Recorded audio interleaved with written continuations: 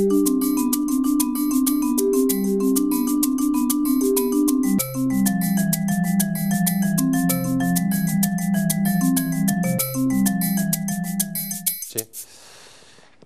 13, buongiorno e ben ritrovati in diretta insieme alla CGIL Risponde. Vi ricordiamo subito il numero di telefono che è lo 0422 1626 798. Approfittatene, lo diciamo sempre anche perché oggi, come vedete dal titolo, parliamo di pensioni. Poi tema molto caro sicuramente la 14ª, che di solito porta un diluvio di telefonate, quindi anche per capire che cosa bisogna fare, se arriva in automatico, se bisogna fare richiesta, così come di tanti altri servizi. Siamo appunto insieme allo SPI CGIL Pensionati di Treviso, di quello parliamo, quindi 0422 1626 798, iniziate a telefonare. Buongiorno, ben trovato Lorenzo Zanata. Buongiorno a te.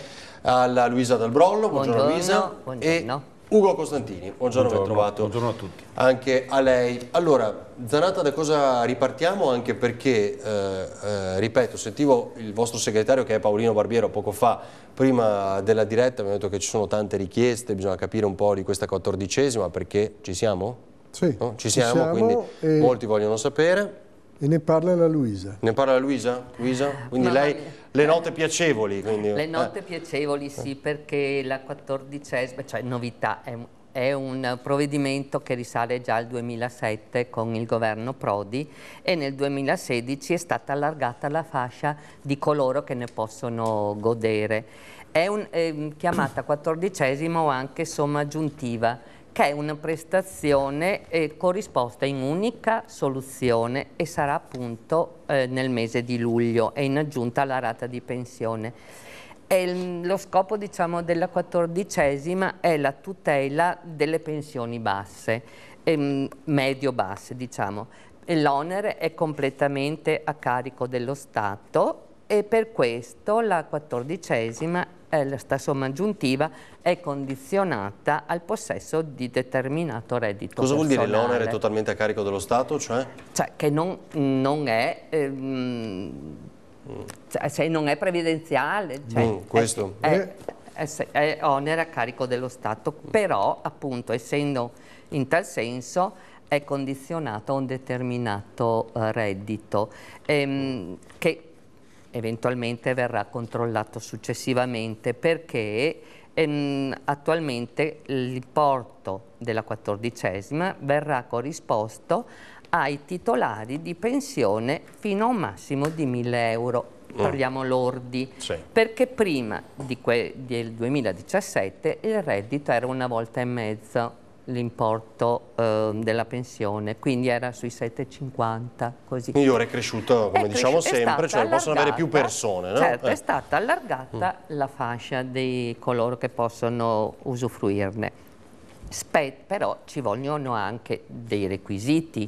Uno dei requisiti è il compimento del 64° anno di età e appunto che il reddito personale non superi, diciamo, i 1.000 euro lordi al mese.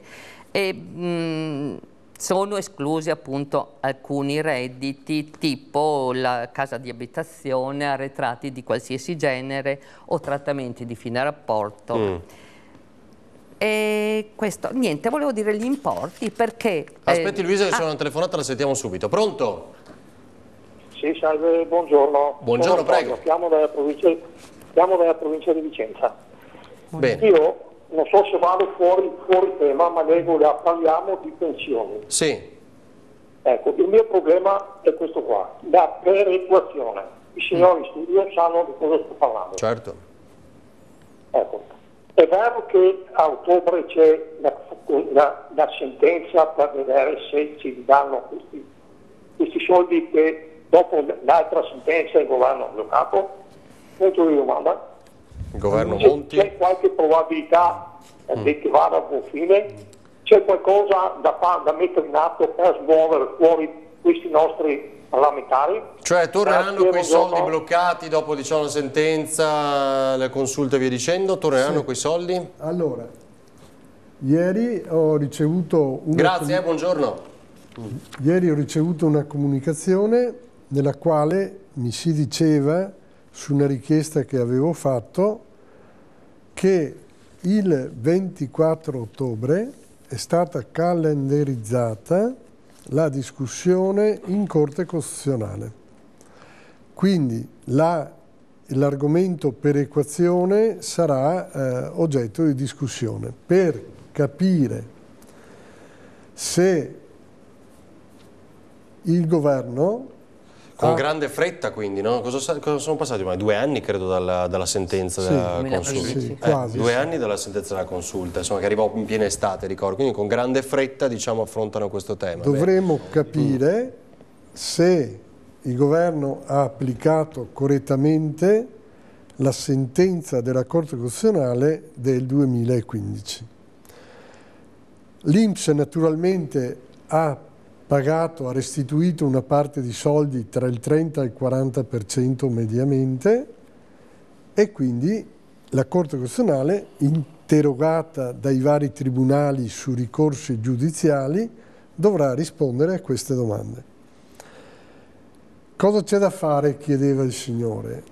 C'è da fare che, prima cosa, se non l'hanno fatto, bisogna fare una lettera all'INPS di interruzione dei termini di prescrizione, che interrompono i termini di prescrizione di 5 anni, che in questo caso, facendola ora, se la Corte Costituzionale dirà che abbiamo ragione, prenderà gli arretrati solo dal mese di luglio del 2012, anziché dal 1° gennaio 2012. Questo è il percorso. Quindi, come si fa questa lettera di intenti? Beh, se lui va in qualsiasi sede della CGIL, il sindacato pensionati, trova il sindacato pensionati che ha queste lettere di interruzione dei termini di prescrizione. Quindi il 24 si discute, però intanto ogni pensionato che abbia avuto questo blocco, ricordiamo per il governo, deciso durante il governo Monti, quindi l'adeguamento... No, era il governo... Monti era? No. Il governo Monti ha bloccato. Il governo Monti ha bloccato. Ma vabbè, ma quando poi è arrivata la sentenza della consulta? Il governo Renzi, il governo Renzi appena arrivato si trovò già da febbraio, insomma, durante l'estate si trovò proprio questa tegola ulteriore, se ricordate, certo, è chiaro, però bloccato durante il governo Monti, quindi quella una tantum che arrivò appunto in quell'estate di 2 anni 2015. fa. Esatto, 2 anni fa.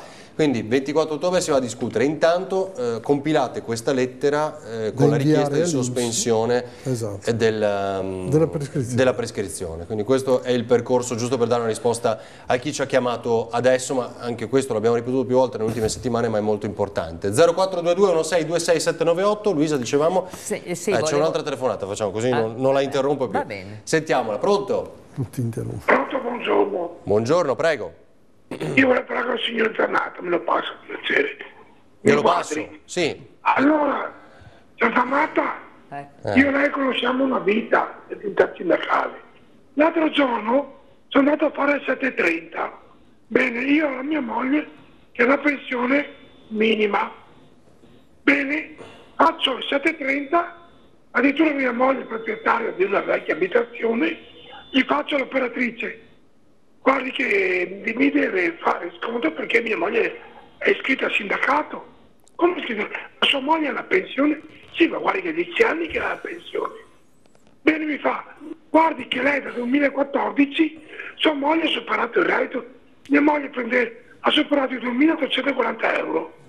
Allora io dico, quell'operatore del 2014-2015 che hanno fatto denunce redditi, che sapevano che aveva mia moglie a carico e sapevano che pensione aveva. Allora volevo sapere dall'operatrice veramente la degna persona alla Milena. Mi fa, ma come mai cosa? Io non ricevo più il conto. Cioè, l'operatore doveva verificare se avevo diritto ancora in relazione a moglie.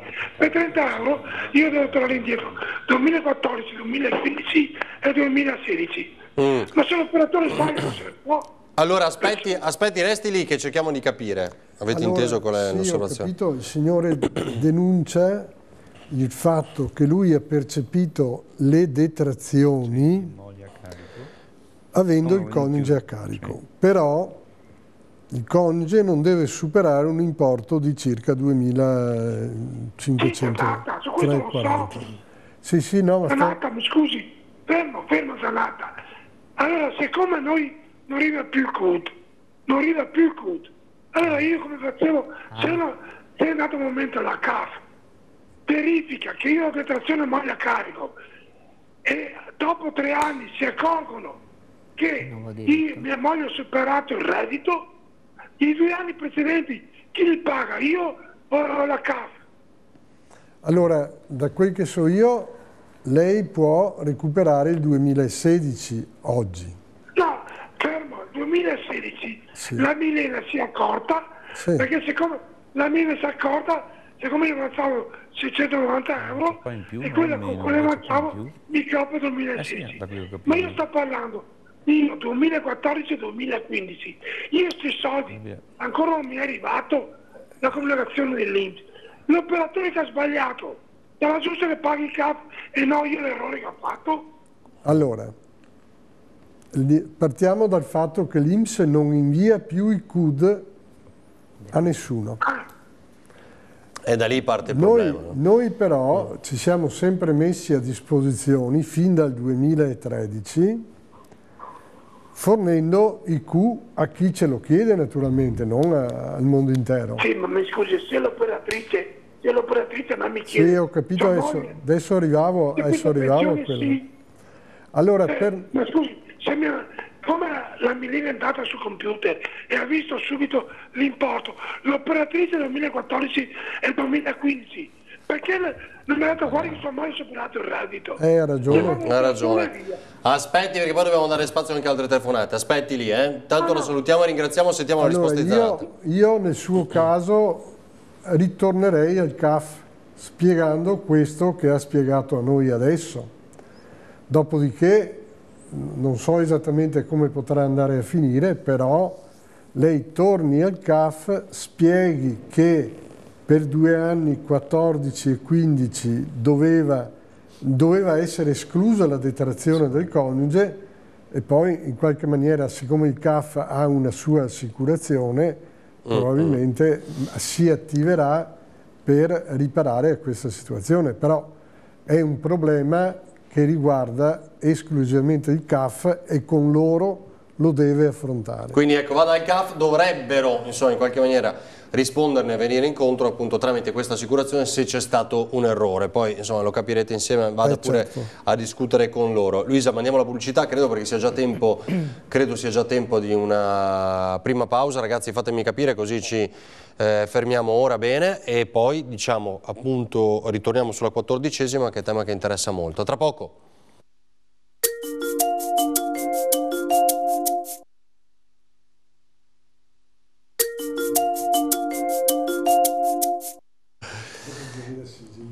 Ore 13, torniamo in diretta insieme alla CGIL Risponde, quindi parliamo di pensioni. Allora Luisa, eravamo arrivati a ricordare che sta per arrivare la 14ª. Sì, che è legata a dei requisiti che sono il compimento del 64° anno d'età. Se i 64 si compissero da luglio a dicembre, è chiaro che la 14ª sarebbe una parte e pagata a dicembre. E poi parliamo di reddito personale, per cui quello del coniuge non interferisce ed è legata... Quindi tutti e due potrebbero prendere la 14ª, possono prendere la 14ª, questo è importante. Sotto i 1000? Sì, allora parliamo... Parliamo di netto? Lordo, 1000 lordo. Si parla sempre al lordo ed è legata anche al numero di contributi versati, perché ci sono delle fasce per cui se si sono versati 15 anni si avranno, parliamo delle nuove 14ª, 336 euro.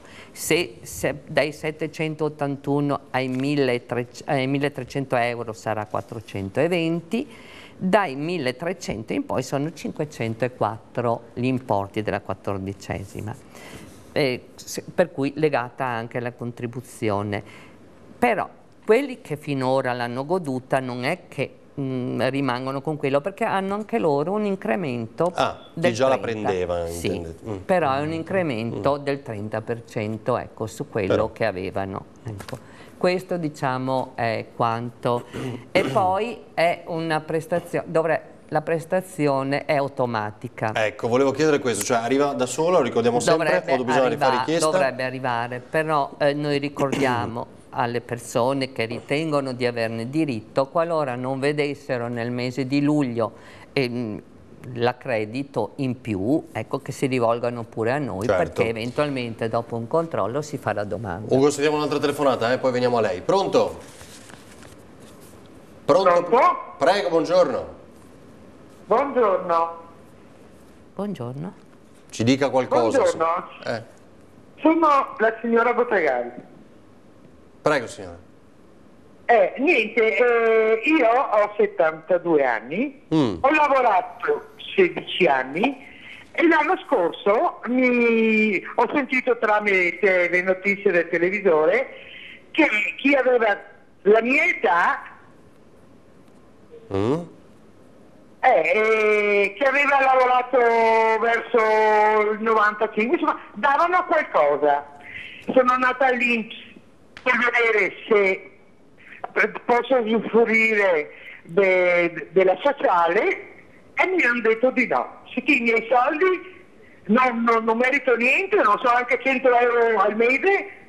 Ma lei ha altri redditi, signora? No, vivo con la pensione di mio marito, che prende 1.040-50 euro.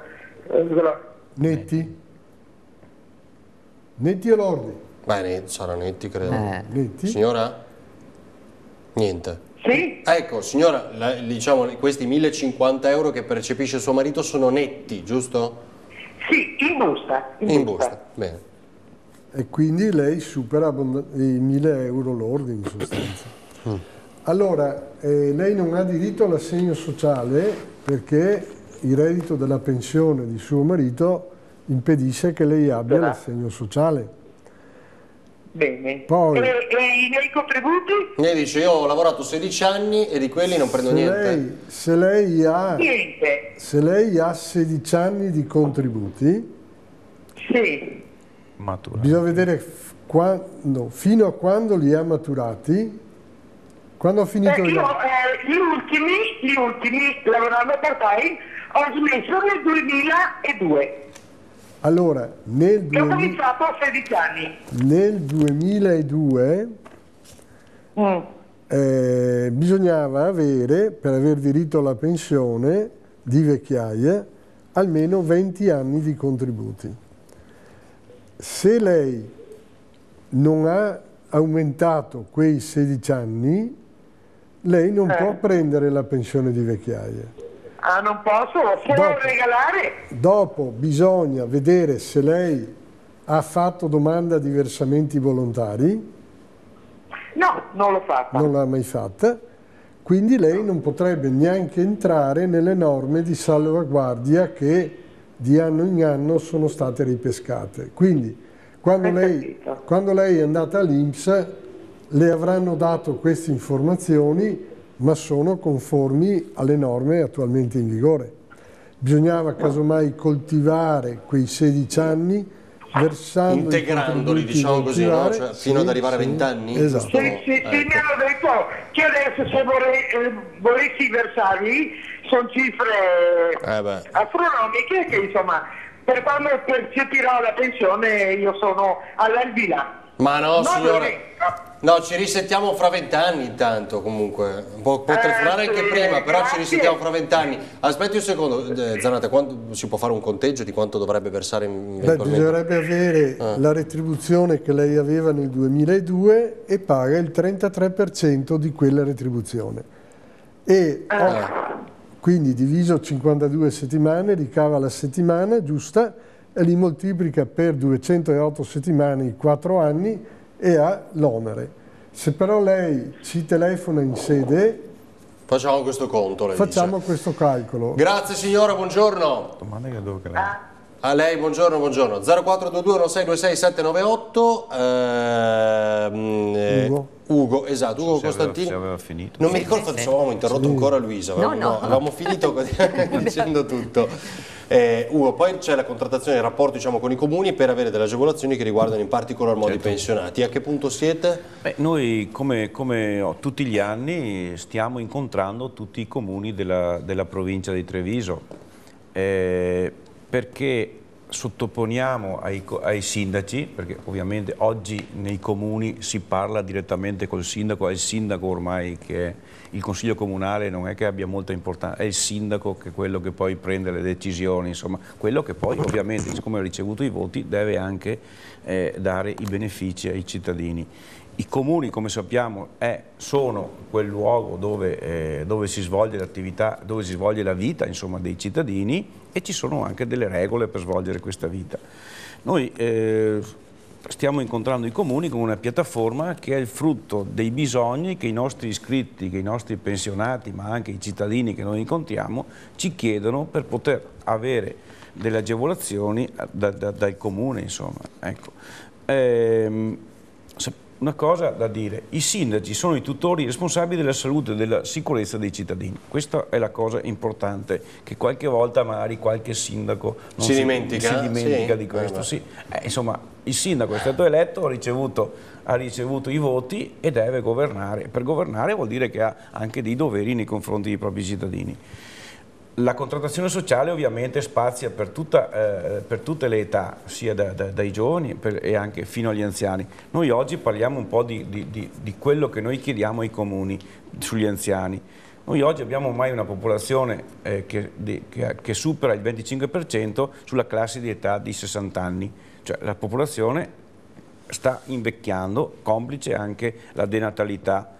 Una volta si parlava solo di terza età, oggi si parla anche di quarta età. Certo, si parla anche di più poi. Non so se poi arriveremo anche alla quinta, ma comunque si parla di persone che hanno più di 75 anni. Non so se devo... Possiamo? Teniamo, sì. Dai. Allora interrompiamo solo un attimo, Ugo, anche perché abbiamo poi la pubblicità e quindi riprendiamo il discorso dopo. Prima la telefonata, pronto? Prego, buongiorno. Pronto? Eccoci qua, buongiorno, prego, dica pure. Vuoi sapere per la 14ª? Cosa non ha capito? Sì, se ho diritto di prenderla oppure... Allora, quanto prende di pensione al mese? L'età? L'età, giusto. È lordo 986,98. 986,98. Netto o lordo? Questo lo sa? No, lordo. Netto è 926. Sì, vabbè. Quanti anni ha? 74. 74. E allora? 74. Consultiamo il computer, aspetti. No, questi due requisiti vanno bene, ci dovremmo essere. Privato o pubblico? Come lavoratore, pubblico o privato? Ho fatto da pubblico, sotto proprietario, e dopo da privato dall'82 avanti. Dall'82 avanti, quindi azienda privata, diciamo. E prima pubblico? Sì, e prima era sotto parole, insomma. Sì, privato. Sì. Vabbè, privato. Allora la risposta è sì, giusto? Allora con questi due requisiti, poi quanti anni di contribuzione aveva? Quanti anni di contributi ha versato? Allora ho versato 37 anni di contributi. Allora sì. Solo nell'ultimo... E dopo altri 5 anni quando era... Va bene, allora il computer dice che lei ha diritto alla 14ª, cosa deve fare? L'ha capito? No, cosa devo fare? Aspettare il pagamento di luglio, controlli se c'è stato l'aumento, quindi sarà nel bonifico, controlli se c'è l'aumento, se non dovesse averlo avuto si rivolga pure da noi che facciamo il controllo se effettivamente ci sono i requisiti, eventualmente si farà la domanda. Abbiamo detto più volte, magari non arriva a luglio, può arrivare a agosto, vero, per un errore, sì, quindi può arrivare un mese dopo, però se non arriva faccio il controllo, ma lei ne ha diritto. Bene, contento? Con quello che ci ha detto sì. Scusi, ma a me però fino adesso non l'ho mai ciapato, non so se prima aveva diritto o no. No, perché è sopra i 750 lordi, vedi come ho imparato, è sopra i 750 euro lordi che era il limite fino a poco tempo fa. Va bene? Adesso lei per la prima volta la può percepire. Grazie, buongiorno. Grazie, buongiorno. Andiamo alla pubblicità, poi torniamo da Ugo Costantini.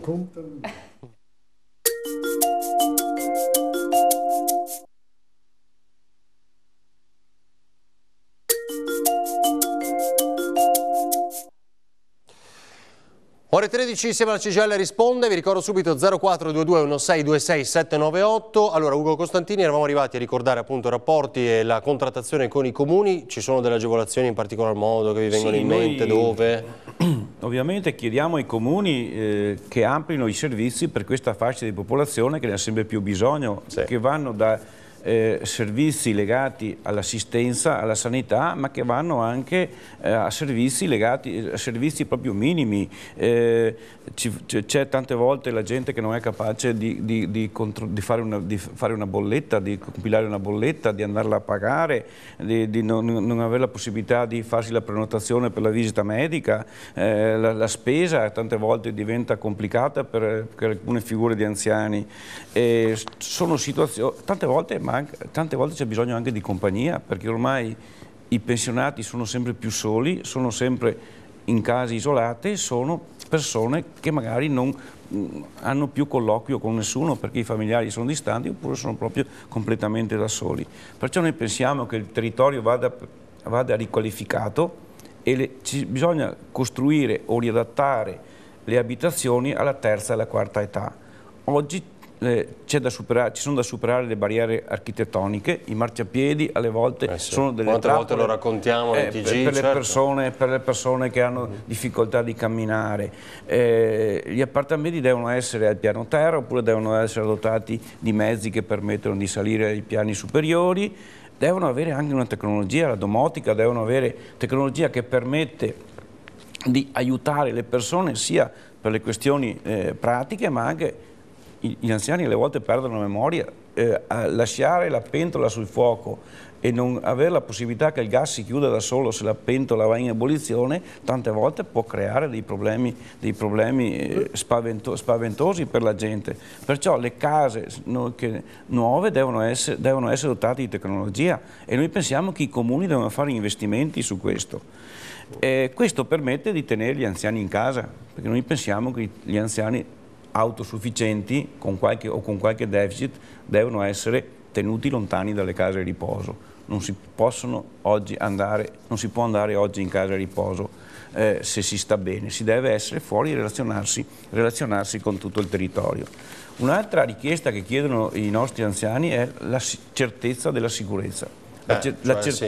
Zona, nel quartiere, poter girare, avere il controllo di vicinato, telecamere e vigilanza delle forze dell'ordine, ma quello che chiedono gli anziani chiedono di avere la certezza della sicurezza, perché tante volte è la sensazione dell'insicurezza che non fa uscire gli anziani, non è proprio la violenza in sé, ma proprio io ho la sensazione che il mio quartiere non è sicuro, non mi muovo, sto a casa e quando sto a casa poi cominciano i guai perché la persona si ritira in se stessa, tante volte non si cura più, non va più dal medico, perciò noi chiediamo anche qua che i sindaci si facciano portavoce, che i servizi della medicina vengano portati nel territorio, che i medici di base facciano il loro mestiere, che siano aperti di più rispetto a prima, cioè tutte le ore che la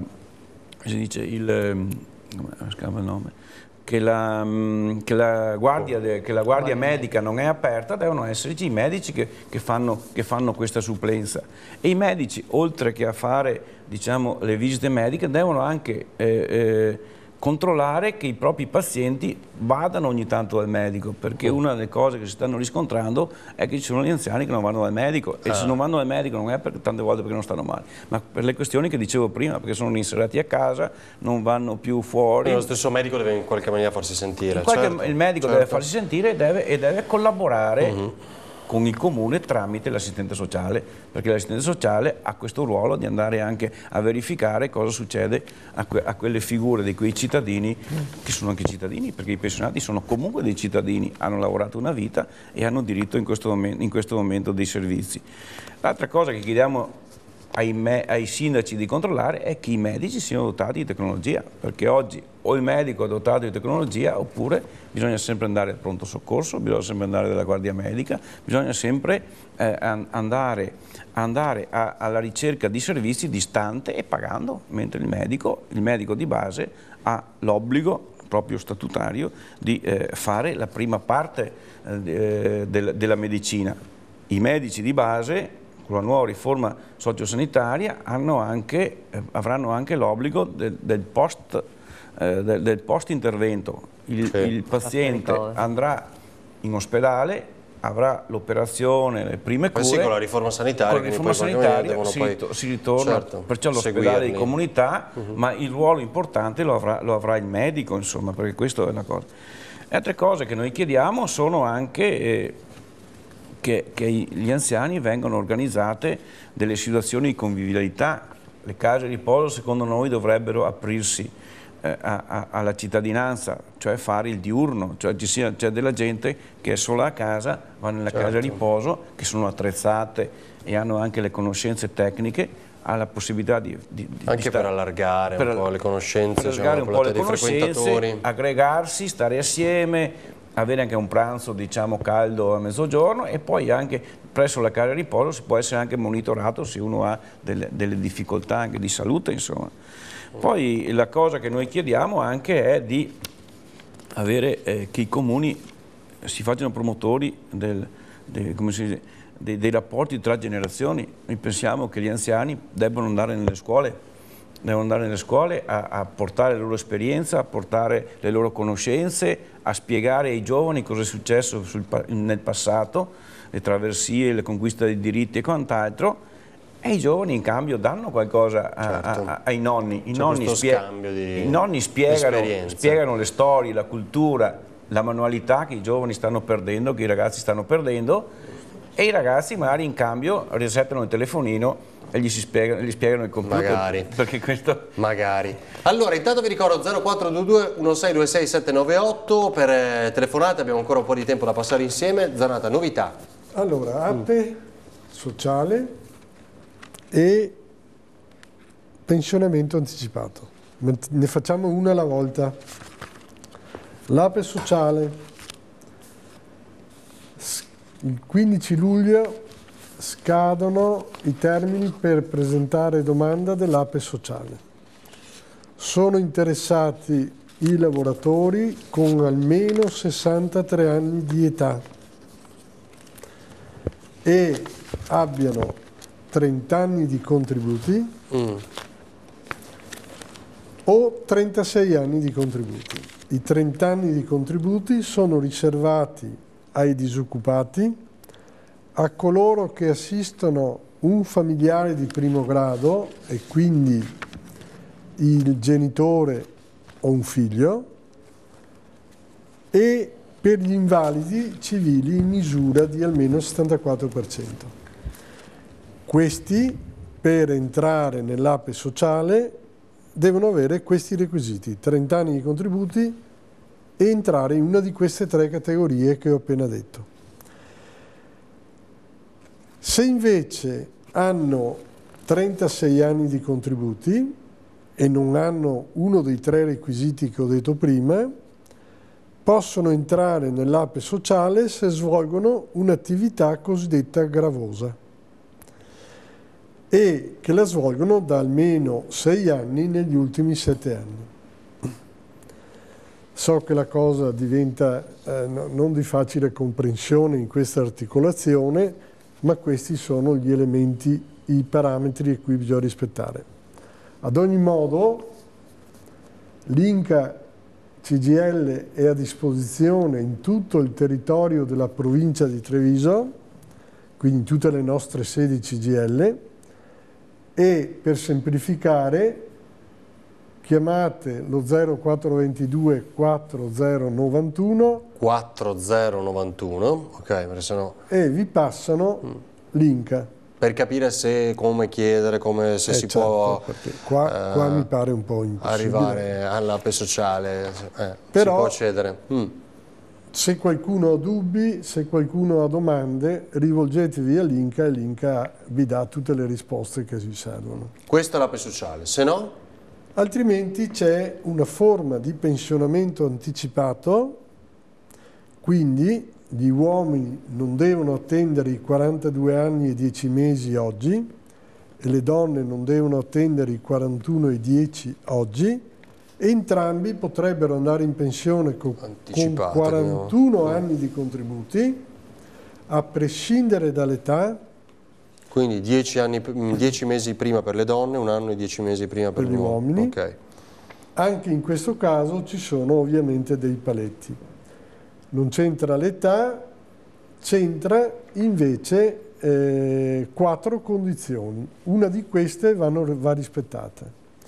O si è in uno stato di disoccupazione perché licenziati e non dimissionari, oppure si assiste un familiare di primo grado con riconoscimento del articolo 3, comma 3 della legge 104, quindi in stato di gravità, e comunque a prescindere dall'aver utilizzato o meno i congedi, oppure una invalidità civile del 74%. Quarta condizione, una di queste, anche la quarta, è quella di aver svolto per 6 anni negli ultimi 7 una delle attività cosiddette gravose, sì. Che può essere, ad esempio, un lavoratore ospedaliero che fa attività in turno, quindi compresa la notte, e non tutti lo fanno. Oppure vi possono essere i lavoratori delle case di riposo, dopo ce ne sono altre, vi dico queste per semplicità, che appunto fanno lavori in turno in queste case di riposo. In entrambi i casi, per i lavori gravosi, bisogna rispettare un dato che appare un po' nascosto, ma appare. Cioè, gli enti pubblici o le aziende private devono pagare una tariffa INAIL, cioè l'assicurazione INAIL, per un valore superiore al 17 per 1000. È un meccanismo di assicurazione che riguarda tutti i lavoratori a seconda del tipo di lavoro che questi fanno. Quindi si va a verificare tutto questo, tenete conto della scadenza del 15 luglio e tenete conto di quel numero di telefono che vi ho dato prima. Per fare tutte le verifiche. Allora, intanto ci fermiamo per l'ultima pausa. Vi ricordo appunto 0422 1626 798, passeremo poi insieme ancora 10 minuti, quindi approfittatene ovviamente per fare domande, abbiamo altre novità, approfondimenti, vi ricordiamo che cos'è la 14ª. A tra poco.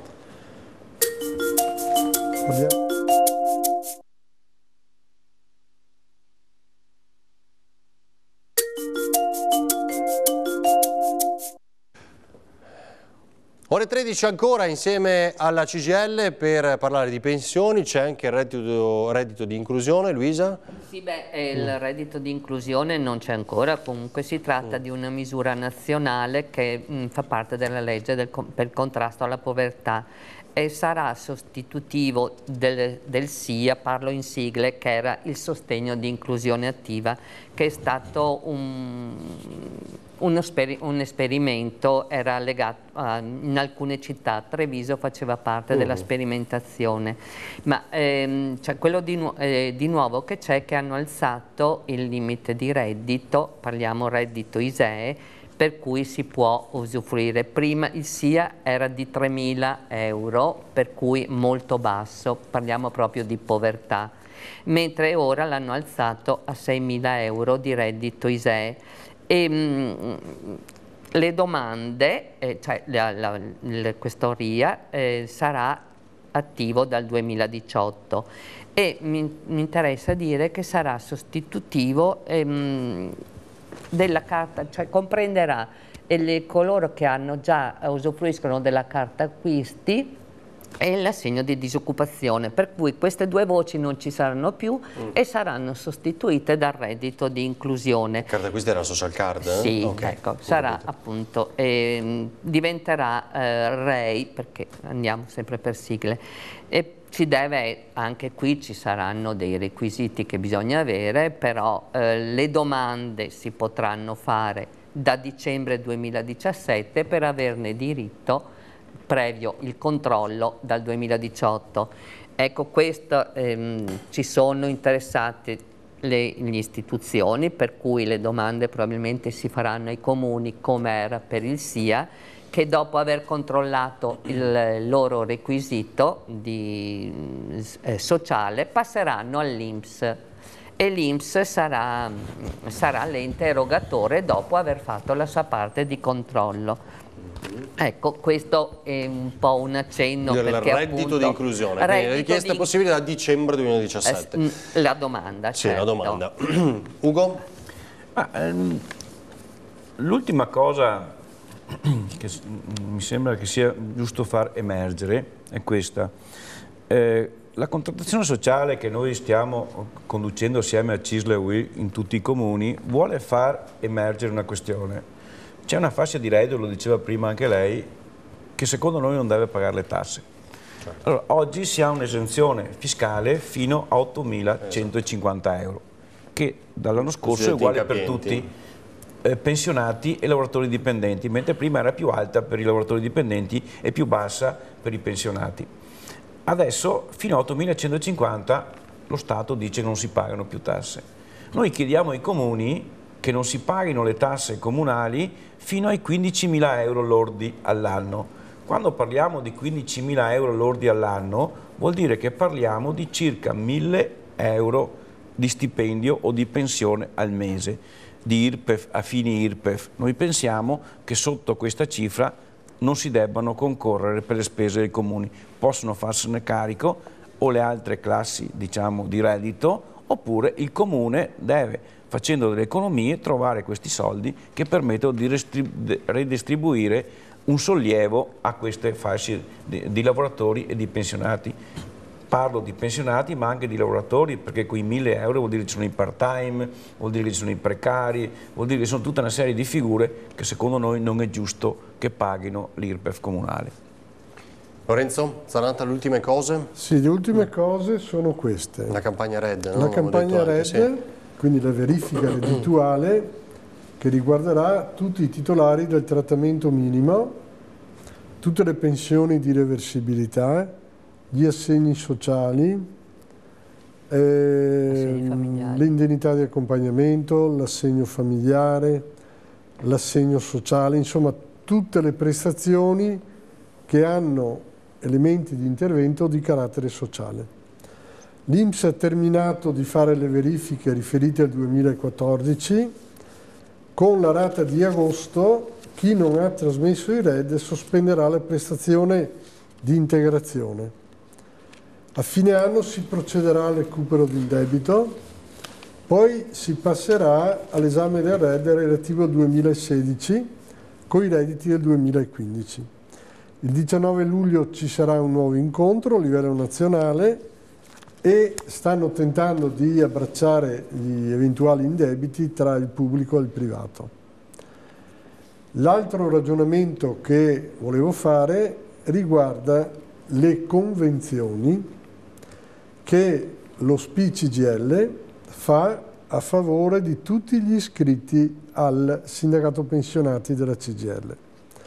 Ad esempio, sia a livello nazionale, regionale o locale, abbiamo fatto delle convenzioni con, ad esempio, Trenitalia, dove c'è uno sconto sulla carta argento, ci sono sconti con alcune agenzie di viaggio, ci sono sconti sulle terme istriane, ci sono sconti con dentisti, ottici e centri acustici, che ogni tanto possiamo anche averne bisogno, purtroppo. Ci sono facilitazioni sui prestiti e assicurazioni varie, Ci sono prestiti, ci sono... Basta che l'agenzia non serve per andare alle Canarie, no? Perché come avevamo detto l'altra volta, però ci l'agenzia di sono viaggio. convenzioni con ristoranti e negozi vari. E come si fa? Cioè io, Allora, pensionato, si cosa chiama dico? il sindacato pensionati della CGIL, che è lo 0422 409 252, vi risponde chi è operatore in quel momento e là chiedete dicendo io sono un iscritto, Vorrei sapere quali agevolazioni posso avere. Mi voglio iscrivere anche per utilizzare queste convenzioni. Però quando vado in quel ristorante che diceva lei prima, cosa devo fare? Come si dimostra questa cosa? Beh, noi daremo il ristorante lo sa, quindi attraverso tutta una serie di comunicazioni che daremo anche al pensionato, lui va in braccio. Il modo di andare lì Esatto, e spendere qualcosa in esatto. meno, ho capito. Altro? C'era la verifica fiscale, ho visto, no? La verifica dei redditi? Ho già detto, è questo che ho detto prima. Okay. Volevo solo aggiungere due o tre cose, che lo sono. Sì, abbiamo tempo, un minuto ancora. Riferito alla 14ª mensilità, che è un po' l'elemento importante in questo momento. Allora, tutti i pensionati oggi, se hanno il PIN dell'INPS, possono già vedere, senza aspettare il 1° luglio, se hanno avuto il pagamento della 14ª. Quelli che naturalmente la prendono, nel senso che se uno ha 2.000 euro cioè, di pensione... inserendo il codice col PIN, può vedere se l'ha ricevuta l'anno scorso? No, se è già messa in pagamento... Ah, se è messa in pagamento lo può già vedere. Per il 1° di luglio. Naturalmente chi ne ha diritto fino a 1.003 euro. Chi ha 2.000 euro può andare a vedere benissimo, ma non li troverà mai. E l'altro elemento riguarda le pensioni di reversibilità, perché in questo caso le pensioni di reversibilità hanno una riduzione nell'importo dei contributi che vanno valutati al 60%, perché la pensione di reversibilità è erogata al 60%. Però sono tutti i particolari che vanno approfonditi. Sentiamo la telefonata invece. Pronto? Pronto? Pronto, buongiorno, prego. Buongiorno, io volevo un'informazione. Mio marito è andato in pensione il 1° gennaio del 2014. Sì. Ha continuato a lavorare come artigiano, sì, sempre artigiano anche prima, fino al... no, aspetti, è andato in pensione nel 1991, ha continuato a lavorare fino al 2003.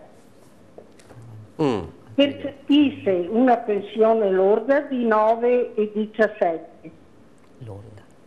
Lorda. Ha diritto alla 14ª, deve verificare se ha fatto la domanda di supplemento della pensione dopo aver lavorato, dopo la decorrenza della pensione. Dopo il 91, diciamo. Sì. E io farei anche un controllo sulla liquidazione della pensione. Se lei ci chiama allo 0422 409 252 e chiede un appuntamento per il controllo della pensione, glielo facciamo noi. Quindi 0422 ha detto, aspetti, se lo segni signora, 0422 409 252? 252, ok, 409 252. Beh, non importa, dopo.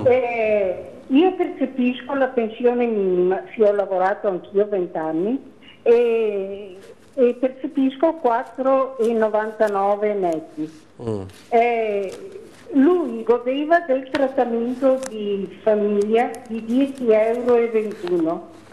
Beh, perché li hanno artigiano? tolti. Perché era artigiano i 10 euro di assegno familiare. Sì. Sì, sì. Perché dipende dal reddito che lei ha, sì. signora. No, il reddito solo quello di pensione. Sì, ma poi per l'assegno nucleo familiare, anche per gli autonomi, controllano il reddito familiare, quindi quello suo e quello di suo marito. Che prima non era così, per gli anni precedenti. Beh, l'assegno, suo marito era un artigiano, sempre stato artigiano? Sì. Boh. Sì. Quindi voi percepite non l'assegno al nucleo familiare, ma gli assegni familiari. Sì, l'assegno familiare. Assegni familiari, che è sì. diverso dall'assegno al nucleo familiare. Ecco, Ma comunque signora, siccome dobbiamo chiudere, adesso che abbiamo già sforato, il consiglio, provi a telefonare o prenotare, appunto, fare una visita al SPCGL, quindi cos'era il numero 0422? 409 252. 409 252, si segni questo numero, chiami e provi a verificare insieme a loro tutte queste cose in casa. Grazie, buongiorno. Grazie a voi per essere stati qui, a chi ci ha seguito da casa come sempre, ci rivediamo giovedì prossimo, i telegiornali invece a partire dalle 18:30. Buona giornata. Buongiorno.